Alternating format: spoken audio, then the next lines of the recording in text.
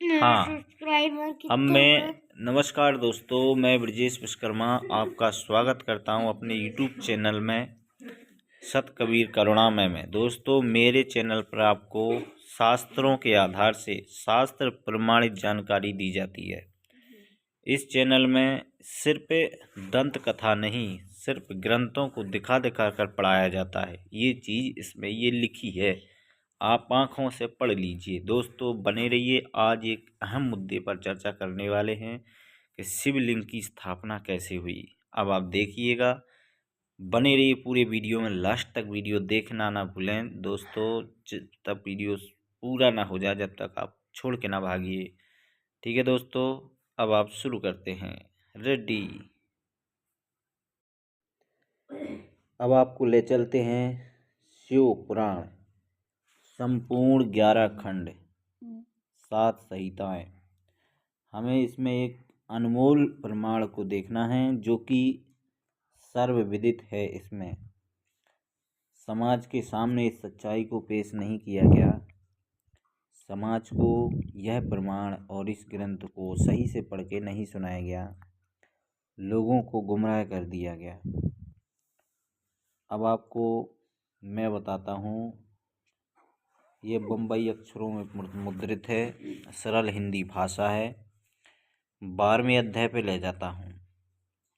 हम क्या प्रमाण दिखाना चाहते हैं, आपको इस चीज़ पे फोकस करना है। आप 12वें अध्याय पे चलिए डायरेक्ट। लिंग का कारण क्या है। अब आपको ये सच्चाई बताई जा रही है कि लिंग की स्थापना कैसे हुई, शिवलिंग की स्थापना। एक समय की बात है कि ऋषिगण सूत जी से पूछने लगे कि हे सूत जी, आपने हम पर कृपा करके हमें त्रिलोकीनाथ कल्याणकारी भगवान शिव के दिव्य ज्योतिर्लिंग के संबंध में बताया। अब हमें जगत माता शिव प्रिया देवी पार्वती जी को बाण रूप कहे जाने का कारण भी सविस्तृत बताइए। ऋषियों के प्रश्न उत्तर देते हुए श्री सूत जी बोले, हे ऋषिगणों, प्राचीन काल से ही दारुक नामक एक वन है। वहाँ पर त्रिलोकीनाथ भगवान शिव का शिवालय स्थित है, स्थान है। भगवान शिव के भक्त ऋषि मुनि प्रतिदिन सुबह दोपहर शाम वहाँ आकर अपने आराध्य महादेव जी का पूजन, स्तोत्र पाठ एवं प्रार्थना करते हैं। एक दिन ऋषिगण दारुक वन में समाधि लेने के लिए गए थे। तब भगवान शिव ने उनकी परीक्षा लेनी चाहिए। वे विकराल रूप धारण किए, नग्न अवस्था में वहां आ पहुंचे जहां ऋषि पत्नी थी। उसी समय ऋषिगण भी लौट आए। जब उन्होंने विकराल रूप धारण किए शिवजी को वहां देखा तो क्रोधित होकर बोले, तू कौन है। अब ये बात समझने की है कि शिवजी उस समय कैसे थे, नग्न थे। यहाँ पर नग्न अवस्था में वहाँ आ पहुँचे जहाँ ऋषि पत्नी थी। उसी समय ऋषिगण भी लौट आए। जब उन्होंने विकराल रूप धारण किए शिवजी को वहाँ देखा तो क्रोधित होकर बोले, हे तू कौन है जो यहाँ हमारी स्त्रियों के सामने इस प्रकार नग्न रूप में उनका आचरण दूषित कर रहा है। यह तुमने अनुचित कार्य किया है, इसलिए तुम्हें इसकी सजा अवश्य मिलेगी। तुम्हारा लिंग पृथ्वी पर गिर पड़ेगा। ऋषियों के कथन अनुसार शिवजी का लिंग जैसे ही पृथ्वी पर गिरा, चारों ओर अग्नि प्रज्वलित हो गई, जिससे सभी जीव जंतु पीड़ित होने लगे। यह देखकर ऋषिगण घबराए। वे ब्रह्मा जी के पास गए, उन्होंने सारी बात बताई। ब्रह्मा जी ने दिव्य दृष्टि से सब कुछ जान लिया। तब वे बोले, हे ऋषियों, तुमने अपने घर अतिथि के रूप में पधारे भगवान शिव का अपमान किया है। और उनके प्रति विचारे बुरे वचन कहे हैं। इसलिए जब तक यह शिवलिंग एक स्थान पर स्थित नहीं होगा, इस प्रकार का उपद्रव होता रहेगा। इस संसार का हित करने के लिए आप जगदम्बा पार्वती का आराधना करें, ये योनि रूप धारण करें तथा शिवजी प्रसन्न होकर वहीं स्थित हो जाएं।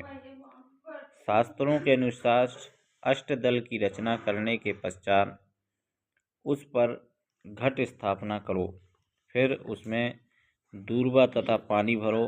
तत्पश्चात शतरुद्र मंत्रों का पाठ करते हुए उस घट के जल से भगवान शिव के लिंग को स्नान करवाओ। फिर देवी पार्वती को बाण रूप में स्थापित करके उसी पर सदा शिव के ज्योतिर्लिंग की स्थापना करो। शिवलिंग की स्थापना करने के पश्चात धूप, दीप, चंदन, पुष्प, नैवेद्य आदि से पूजन करो। फिर शिवलिंग को श्रद्धा भाव से प्रणाम करके उनके स्तोत्र पाठ का और स्तुति करो। ब्रह्मा जी के वचन सुनकर ऋषिगणों को सही मार्ग मिल गया। उन्होंने ब्रह्मा जी से आज्ञा ली और पुनः अपने स्थान पर आकर बताई गई विधि से देवी पार्वती और भगवान शिव की आराधना की। पूजन से प्रसन्न होकर देवी पार्वती जी योनि रूप में स्थित हुईं। तब ऋषियों ने वहाँ ज्योतिर्लिंग स्थापित किया। ज्योतिर्लिंग की स्थापना से सारे संसार में शांति हो गई। यह ज्योतिर्लिंग संसार में हाटकेश्वर नाम से प्रसिद्ध हुआ। इस ज्योतिर्लिंग की आराधना से लोक व परलोक में सभी सुख की प्राप्ति होती है। अब आपको ये समझना है कि ज्योतिर्लिंग की स्थापना कैसे हुई, यानी कि भगवान शिव का लिंग कटकर गिर गया धरती पर और उस लिंग को स्थापित करने के लिए माता पार्वती को योनि रूप धारण करना पड़ा और उस लिंग को योनि में स्थापित कर दिया। तो आज भी आप देखें पत्थर का जो लिंग होता है शिवलिंग, उसमें जो योनि होती है वो माता पार्वती समझो और शिवलिंग को शिव जी समझो। ये चीज़ है, पति पत्नी समझो दोनों के अंग। अब आपको समझने वाली बात है। अब आपको बताते हैं, यही प्रमाण है श्रीमद् देवी भागवत महापुराण में। आपको दिखाते हैं यही प्रमाण मैं आपको श्रीमद् देवी भागवत महापुराण से दिखाना चाह रहा हूँ।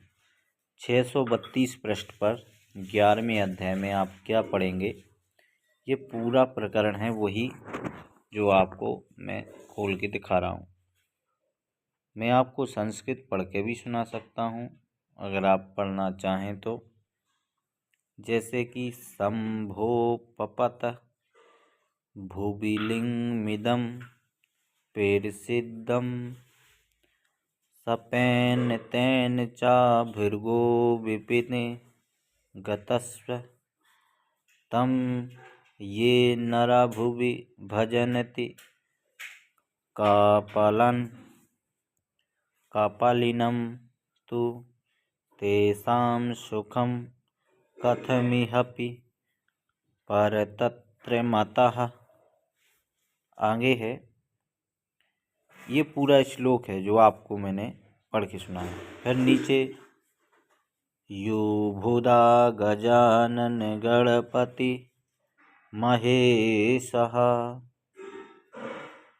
तम ये भजन्ति मनुजः विपथे प्रसन्नः जनति ते न सकलार्थ फल प्रदान त्रिम तुम्हें देवी शिव जननीम सुख सेवनीयम। अब ये 2 श्लोक हैं जो आपको मैं बताता हूँ। इसमें इतनी महत्वपूर्ण जानकारी दी है, आप शायद इस जानकारी से अभी तक वंचित रहे, तो आप कृपया प्राप्त करें और धैर्य के साथ पूरा वीडियो देखें, अच्छे से पढ़ें और समझें। हम वही बात आपको उस शिव पुराण वाली देवी भागवत पुराण में आपको बता रहे हैं। हे माता, संपूर्ण संसार में यह बात प्रसिद्ध है कि भृगु मुनि के कानन में गए हुए भगवान शिव का लिंग मुनि के श्राप के कारण कटकर पृथ्वी पर गिर पड़ा था। जो वो वहाँ मुनि थे, वो मुनि वही थे जिन्होंने श्राप दिया था। यहाँ पर एक बात है कि भृगु मुनि के कानन में गए, ये किसी समय में भृगु ऋषि के कानन में भी गया था, समझ गए। तो ऋषि के श्राप से मुनि के श्राप के कारण कटकर पृथ्वी पर गिर पड़ा था।